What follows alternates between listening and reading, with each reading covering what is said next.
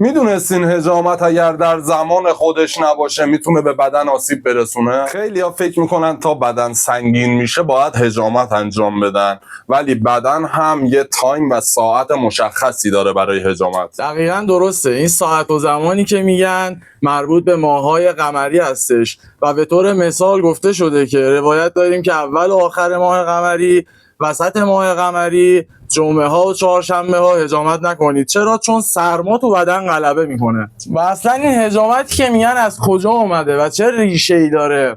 حضرت محمد میگن وقتی داشته به آسمون هفتم عروج میکرده، خودش به امیرالمومنین میگه دم آسمان هفتم جلوی من را گرفتم و گفتن یا محمد آیا حجامت را به امتت سفارش کرده یا نه؟ و این حرف حضرت محمد نیست، سنت خود خداه که این حجامت انجام بشه. و اصلا این حجامت برای چه کسانی خوبه؟ اونایی که طبعشون گرم صفراوی هن، فوق‌العاده است، چون حجامت اون گرمی صفرا رو، اون حرارت کبد رو میکشه بیرون.